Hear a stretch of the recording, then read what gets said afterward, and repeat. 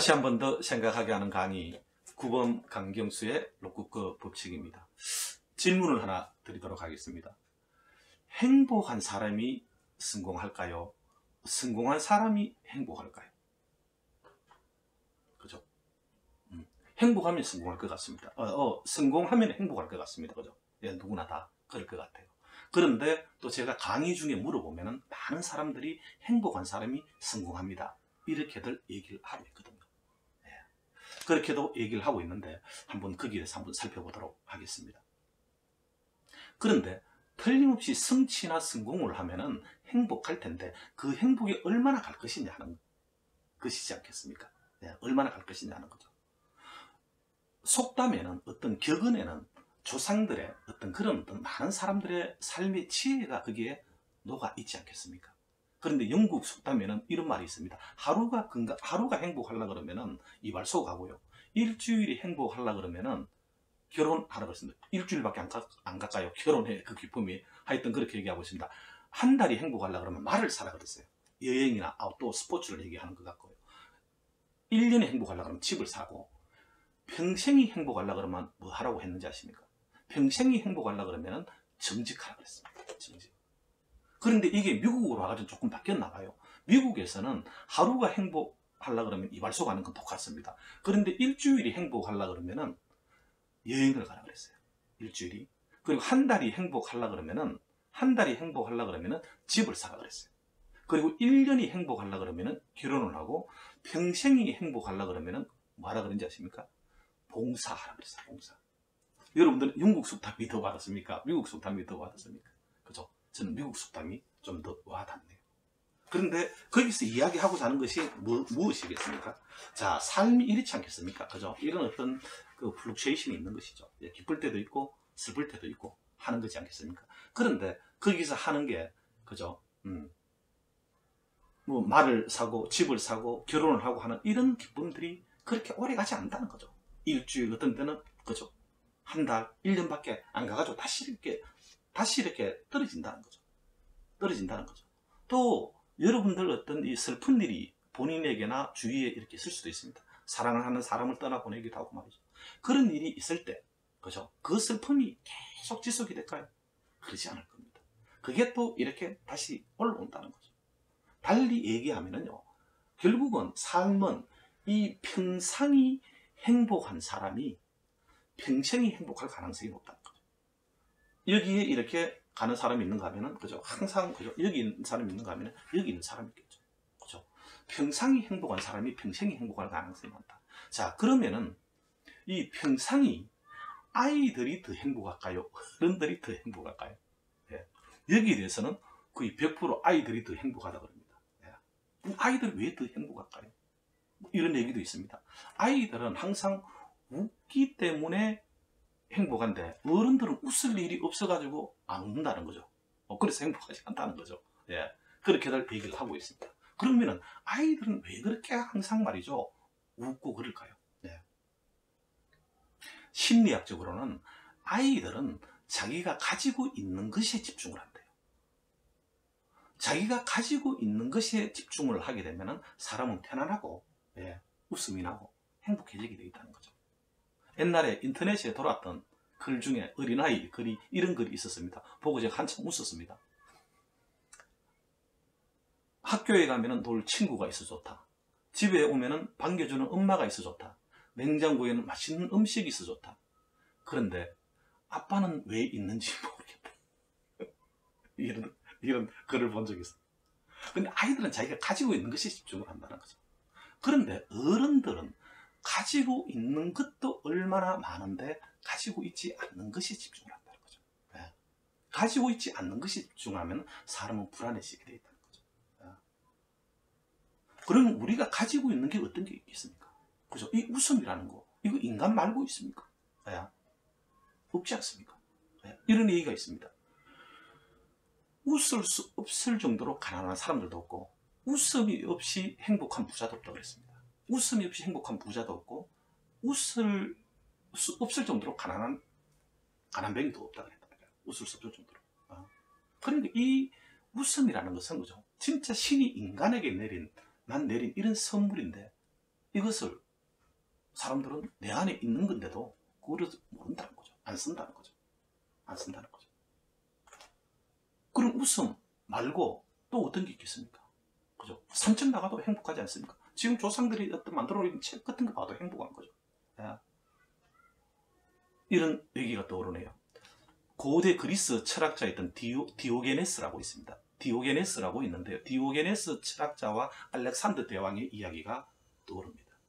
알렉산더 대왕도 이 철학에 관심이 있었다는 거죠. 아리스토텔레스로부터 사사도 받고 이렇게 했는데, 그래서 디오게네스가 그렇게 무소유의 철학자, 위대한 철학자라고 하니까 찾아갔다는 거죠.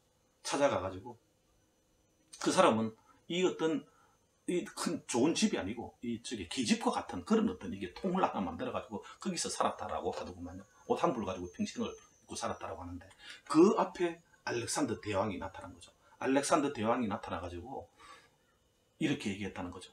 그대가 원하는 것은 무엇이든지 다 들어드리리다. 이렇게 얘기를 했다는 거죠.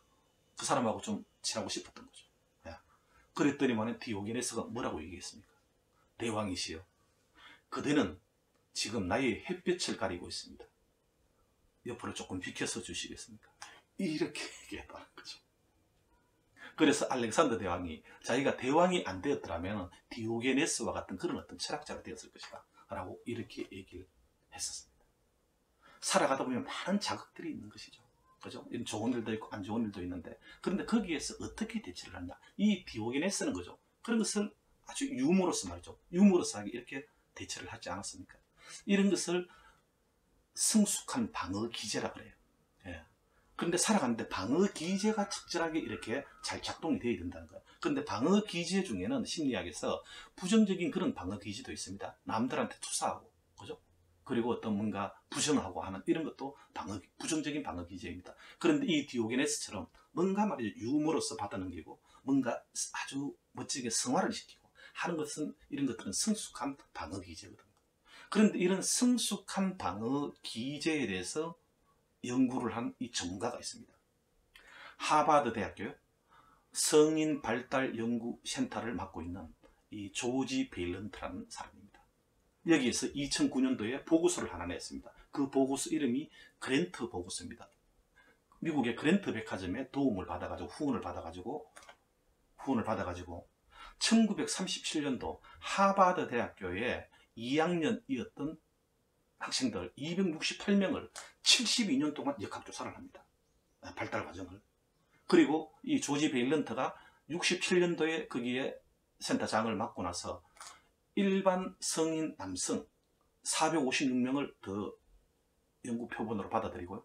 그리고 천재로 알려진 여성들 70명을 또 더 관찰을 하기 시작합니다. 이렇게 해서 총 814명을 72년 동안 관찰을 했는데, 거기에서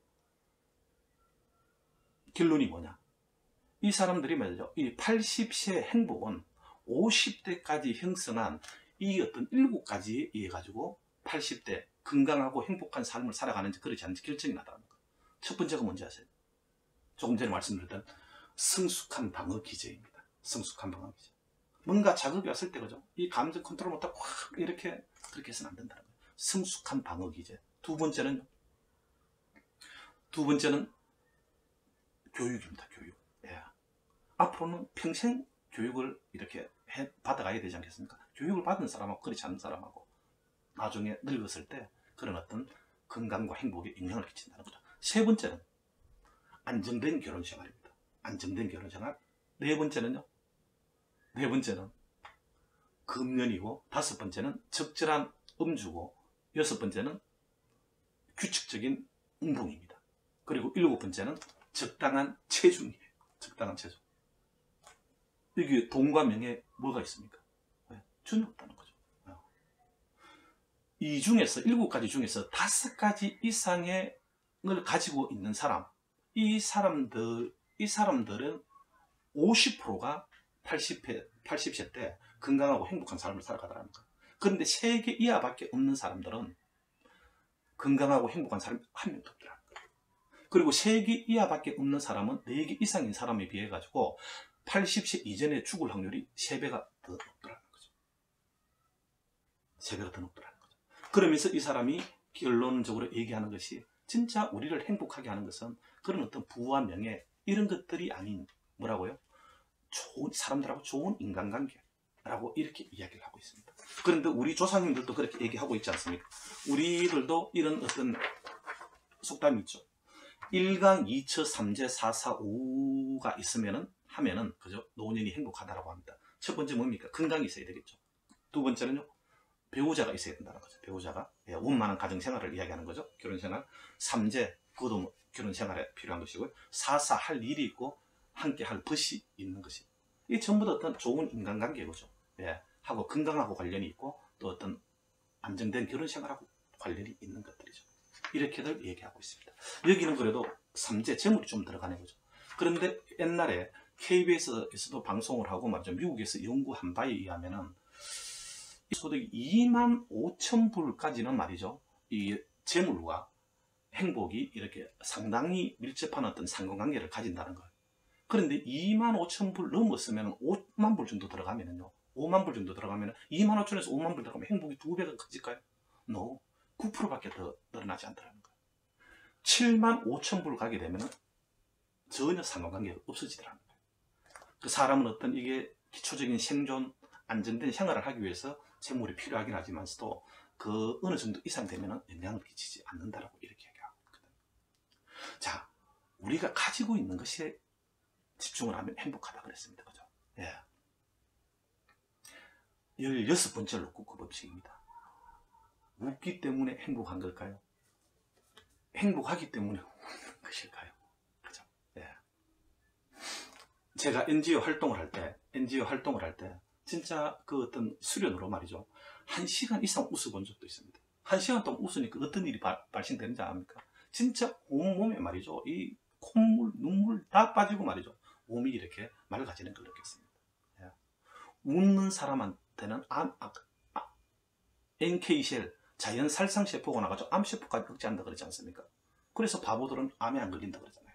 왜 항상 웃고 다닙니까? 웃음이 그만큼 건강에 중요하다는 거죠. 이런 경험도 있었습니다. 명상을 하는데 가만히 앉아가지고요. 입가를 이렇게 위로 쭉 올려봤습니다. 그 미소를 지은 거죠. 미소를 지으니까 제가 어떤 가지고 있었던 어떤 슬픔이랄까 이런 것들이 밑으로 축축축축축 이렇게 빠지는 것을 느껴본 적도 있습니다.